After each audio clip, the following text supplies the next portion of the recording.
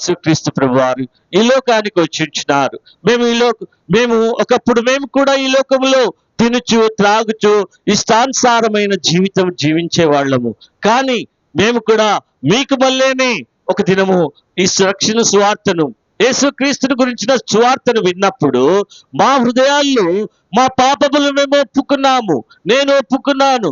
అప్పుడు నా హృదయంలో కలిగిన గొప్ప సంతోషాన్ని మీ గ్రామానికి తీసుకుని వచ్చింది. అయితే నేను కూడా సాక్షిగా మీకు ఈ గ్రామంలో యేసుక్రీస్తుని గురించి చెప్పడానికి గల కారణం ఏమిటంటే, నేను పొందిన సంతోషాన్ని, నేను పొందిన రక్షణను మీరు కూడా పొందాలి. మీరు కూడా ఆ పాపం వల్ల వచ్చే జీతం మరణం నుంచి తప్పించి పరలోక రాజ్యంకు వారసులు కావాలని యేసుక్రీస్తు ఉద్దేశమై ఉంటున్నది. అందుకే మేమందరము కూడా మీ గ్రామాన్ని ప్రేమించినాము. మీ గ్రామాన్ని ప్రేమించి మిమ్మల్ని ప్రేమించి మీ ప్రాంతానికి వచ్చినాం. ఎప్పుడైనా ఆలోచించారా క్రిస్మస్ అనగా ఏమిటి? యేసుక్రీస్తు ప్రభువారు ఈ లోకానికి వచ్చినప్పుడు ఈ యొక్క చరిత్ర రెండుగా విభజింపబడినది. క్రీస్తు శకమని, క్రీస్తు పూర్వమని. క్రీస్తు శకం తర్వాత ఇప్పుడు మనము ఈరోజు తారీఖు వ్రాస్తా ఉంటున్నాం. ఈరోజు డేట్ ఎంత? ఈరోజు తారీఖు ఎంత? నవంబర్ మాసము 28వ తారీఖు 2024వ సంవత్సరం అని, క్రీస్తు పూర్వమని అని రాస్తుంటున్నాం. క్రీస్తు శకమని రాస్తా ఉంటున్నాం. ప్రేమైన వారులారా, ఆ క్రీస్తు నిన్ను ప్రేమిస్తా ఉంటున్నాడు, నిన్ను ఈ గ్రామాన్ని ప్రేమిస్తా ఉంటున్నాడు. ఈ గ్రామ ప్రజలు ప్రతి ఒక్కరిని కూడా యేసుక్రీస్తు ప్రభువారు ప్రేమిస్తా ఉంటున్నాడు. ఎప్పుడైనా ఆలోచించావా? ఇది తల్లిదండ్రుల ప్రేమ కంటేను, అన్నదమ్ముల ప్రేమ కంటేను, బంధుమిత్రుల ప్రేమ కంటేను ఎంతో గొప్ప ప్రేమ. ఆయన నిన్ను ప్రేమించి తల్లి గర్భంలో రూపింపే మునిపే నిన్ను ప్రేమించినాడు.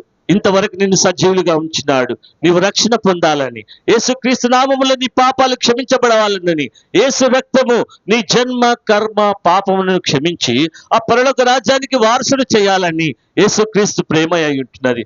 అంతేకాదు ప్రియుడా, యేసుక్రీస్తు ప్రభువారు నీ కొరకై, ఈ గ్రామం కొరకే కాదు, మీ ప్రజలందరి కొరకై యేసుక్రీస్తు ప్రభువారు కల్వరి శిలువలో తన చేతుల్లో శీలలు, కాళ్ళలో శీల, తలలో ముండ్ల కిరీటం ద్వారా తన ప్రశస్తమైన రక్తం కార్చినాడు. ఎందుకు ఆ రక్తం కార్చినాడు అంటే, వేదాలు చెప్తా ఉంటున్నాయి, రక్తము చిందింపకుండా పాప క్షమాపణ లేదు ప్రియుడా. కాబట్టి యేసుక్రీస్తు ప్రభువారు నిన్ను ప్రేమించి ఆ రక్తం కార్చినాడు. అయితే ఆ రక్తము నువ్వు కేవలము ప్రభువా నేను పాపిని, యేసయ్యా నేను పాపిని ఒప్పుకుంటే ఆ రక్తము నీ హృదయంలో నీ జన్మ కర్మ పాపములన్నీ కడిగి నిన్ను శుద్ధునిగా చేస్తుంటుంది. మా హృదయాన్ని శుద్ధి చేసింది. ఆ సంతోషాన్ని మేమెంతో దూరం నుంచి మీ ప్రాంతానికి వచ్చి సంతోషాన్ని మీకు వెళ్ళబుచ్చుతా ఉంటున్నాం ప్రియుడా. అంతేకాదు యేసుక్రీస్తు ప్రభువారు ఆ రక్తం చిందించిన తర్వాత మరణించినాడు, సమాధి చేయబడినాడు, 3వ దినాన తిరిగి సజీవుడుగా లేచినాడు. ఆయన సజీవం గల దేవుడు. నీవు చనిపోయినా, నేను చనిపోయినా ఒక దినము మనము లేస్తాము. ఆయన మరణం నుంచి లేపే శక్తి ఆయన కలదు. ప్రియుడా, ఎప్పుడన్నా ఆలోచించావా? భూమిలో త్రవ్వి ఒక విత్తనాన్ని పెడుతుంటున్నావు, కానీ అది మొలుస్తుందని నీకే తెలుసును. అట్లాగే దేవుడు కూడా మనం చనిపోయినప్పుడు మనల్ని కూడా పాతి పెట్టబడతాము. అయితే యేసుక్రీస్తు ప్రభువారి శక్తి ద్వారా మనల్ని లేపుతాడు, మనల్ని నీతిమంతులుగా తీరుస్తాడు, ఆ పరలోక రాజ్యం ఇస్తాడు. ప్రియమైన అమ్మ, అక్క, తమ్ముడు, చెల్లి, నువ్వు ఎవరైనప్పటికీ సరే బాధల్లో ఉంటున్నావా, కష్టాల్లో ఉంటున్నావా, శాంతి లేక, నెమ్మది లేక, అనారోగ్యంతో బాధపడుతుంటున్నావా? యేసుక్రీస్తు ప్రభువారు ప్రేమగల రక్షకుడు నిన్ను ప్రేమిస్తా ఉంటున్నాడు. నిన్ను ప్రేమించి ఈ యొక్క ప్రాంతాన్ని ప్రేమించి మీ మధ్యకు కొన్ని మాటలు, యేసుక్రీస్తు మాటలు వినాలని మీ మధ్యకు వచ్చి ఉంటున్నాం. మీరు ఇంకా అధికంగా తెలుసుకోవాలంటే ఇక్కడ సియోను ప్రార్థనా మందిరం ఉంటుంది. అది గవర్నమెంట్ హాస్పిటల్కి ఎదురుగా ఉంటుంది. కొత్త కోటలో ఉంటుంది. అక్కడ దైవ సేవకులు ఉంటారు. ప్రతి ఆదివారం 10:30 గంటలకు ఆరాధన జరపబడతా ఉంటుంది. ప్రియమైన వారులారా, మీరు ఎవరైనప్పటికీ సరే యేసుక్రీస్తు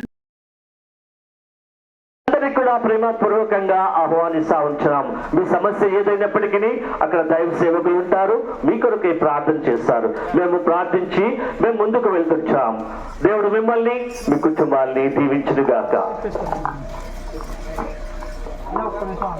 పరిశుద్ధమైన తండ్రి, కృపగలిగిన దేవా, యేసయ్యా నీ పరిశుద్ధ నామమునకే స్తోత్రాలు వందనాలు చెల్లిస్తూ ఉన్నాను తండ్రి. ఈ యొక్క గ్రామానికి నడిపించిన నీ ప్రజలను దేవా నిలబెట్టుకొని నువ్వు ఈరోజు నా తండ్రి సువార్త ప్రకటించడానికి ఇచ్చినటువంటి ధన్యతకరమైనటువంటి దినాన్ని బట్టి నేను స్తుతిస్తున్నాను. ఈ తోలుకొండ గ్రామ ప్రజలకు దేవా నా తండ్రి వినిపించినటువంటి సువార్త మరి నా తండ్రి రక్షణ సువార్తగా ఉండుటకును సహాయం చేయమని నువ్వు ఆకర్షించమని దేవా ప్రార్థిస్తున్నాం. వాళ్ళ యొక్క విమోచన కొరకు, వాళ్ళ రక్షణ కొరకు, వాళ్ళ కుటుంబాల కొరకు ప్రార్థన చేస్తున్నాం. గ్రామ సర్పంచ్ కొరకు కూడా ప్రార్థన చేస్తున్నాం. నెంబర్లు పెద్దల కొరకు కూడా ప్రార్థన చేస్తున్నాం.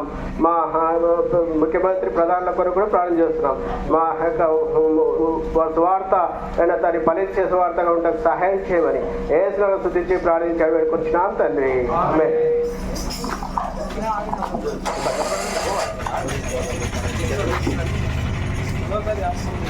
बोलिए जिंदा खुदावंद प्रभु यीशु मसीह की हालेलुया।